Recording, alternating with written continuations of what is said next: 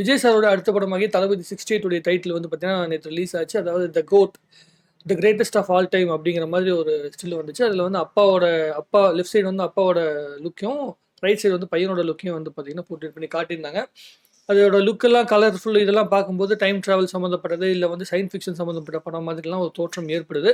வெங்கட் பிரபு வந்து என்ன மாதிரி விஷயத்த பயங்கரமாக செஞ்சுட்ருக்காரு அப்படிங்கிற விஷயத்த பொறுத்து தான் நம்ம பார்க்கணும். ஆனால் இது வந்து எப்படின்னா, இந்த ஹாலிவுட்டில் ரியல் ஒன் அப்படின்னு ஒரு படம் இருக்குது. நம்மளுடைய ஸ்டீஃபன் ஸ்பீல்பர்க் வந்து ஒரு படம் பண்ணாரு. அந்த படத்துடைய அந்த நீங்க எடிட்டிங் பார்த்தீங்கன்னா, அந்த படத்துடைய லுக் பார்த்தீங்கன்னா, இந்த போஸ்டரோட கலர் இருக்கு தெரியுங்களா? இந்த கலர்ல தான் அந்த லுக்கே வந்திருக்கும். கிட்டத்தட்ட நீங்க பாருங்க, பார்த்தீங்கன்னா உங்களுக்கே தெரியும். நம்ம ஒண்ணு சொன்னோம்னு வச்சுக்கோங்களேன், உடனே வந்து அந்த படத்துலேருந்து காப்பி அடிச்சு பண்ணாங்களா, இந்த படத்துலேருந்து காப்பி அடிச்சு பண்ணாங்க, நீங்க உருட்டிட்டு இருக்கிறீங்க அப்படிங்கிற மாரி சொல்லுவாய்ங்க. நான் காப்பி அடிச்சாங்க அப்படின்னு சொல்லல. ஒரு இன்ஸ்பிரேஷன் அப்படிங்கும்போது, ரியல் ஒன் அப்படிங்கிற அந்த படம் வந்து பார்த்தீங்கன்னா, ஒரு புக், ஒரு நாவல் வந்துச்சு. அந்த நாவல தான் வந்து பார்த்தீங்கன்னா கன்வெர்ட் பண்ணி ஸ்டீஃபன் ஸ்பீல்பர்க் வந்து படமா எடுத்தாரு. அது வந்து கிட்டத்தட்ட ஃபியூச்சர்ல நடக்கிற ஒரு ஸ்டோரி மாதிரி தான். இந்த டைம் டிராவல் அதே மாதிரி சயின்ஸ் ஃபிக்ஷன் சம்மந்தப்பட்ட படம். ஸோ அந்த மாதிரியான படமாக இந்த படம் இருக்கிறதுக்கு உண்டான வாய்ப்புகள் உண்டு அப்படின்னு சொல்லி வந்து நான் நம்புறேன். அத விட இன்னொரு முக்கியமான விஷயம், பின்னாடி அந்த ஏரோப்ளேன் அது இதுன்னு காட்டுறனால வந்து இது வந்து அந்த ஏரோப்ளேன் சம்மந்தப்பட்ட படம் அப்படின்னு சொல்லி பார்த்தீங்கன்னா, அதில அந்த பையனோட கேரக்டர் லுக்க பார்த்தீங்கன்னா, எனக்கு கரெக்ட்டா எது தோணுதுன்னா, டாப் கன் மேவரிக்ன்னு ஒரு படம். டாம் குரூஸ் வந்து பார்த்தீங்கன்னா 30 வருஷத்துக்கு அப்புறம் செகண்ட் பார்ட் எடுத்தாரு. ஃபர்ஸ்ட் பார்ட் வந்து டாப் கன் அப்படின்னு வந்துச்சு ஒரு படம். அதுக்கப்புறம் அதோட சீக்வல் செகண்ட் பார்ட் வந்து கிட்டத்தட்ட 30 வருஷம் கழிச்சு பண்ணாங்க. அது மிகப்பெரிய ஹிட்டு. கொரோனாக்கு அப்புறம் உலகம் முழுக்க ஹிட்டான படம் வந்து அந்த படம் தான் ஃபர்ஸ்ட்டு. ஐமேக்ஸ்ல சரியான ஹிட்டான படம். அது நல்ல எமோஷன் கேரி பண்ண ஒரு படமாக அந்த படம் இருந்துச்சு.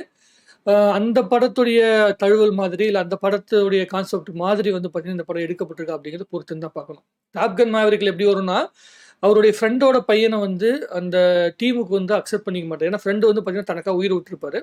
அதனால பையனும் வந்து அதே மாதிரி உயிர விட்டுறக்கூடாது. அவன் வந்து வார் ஃபீல்ட்ல வந்து இழந்துறக்கூடாது அவன அப்படின்னு சொல்லிட்டு வந்து ஃபீல் பண்ணிட்டு, சேர்த்துக்க மாட்டாரு. அப்போ அந்த ஃப்ரெண்டோட பையனுக்கும் டாம் குரூஸ்க்கும் இடைப்பட்ட அந்த ரிலேஷன்ஷிப் தான் படத்துடைய ஒட்டுமொத்த கதையாவே கொண்டு போகப்பட்டிருக்கும். ஆனா கிளைமாக்ஸ்ல 2 பேரும் புரிதல்ல வந்துருவாங்க. அதுக்கப்புறமேட்டு நல்ல ஒரு லைஃப் வாழ்ற மாரி ஒரு அற்புதமான ஒரு எண்டிங்லாம் படத்துல வரும். சூப்பரான படம் அது ஆக்சுவலி.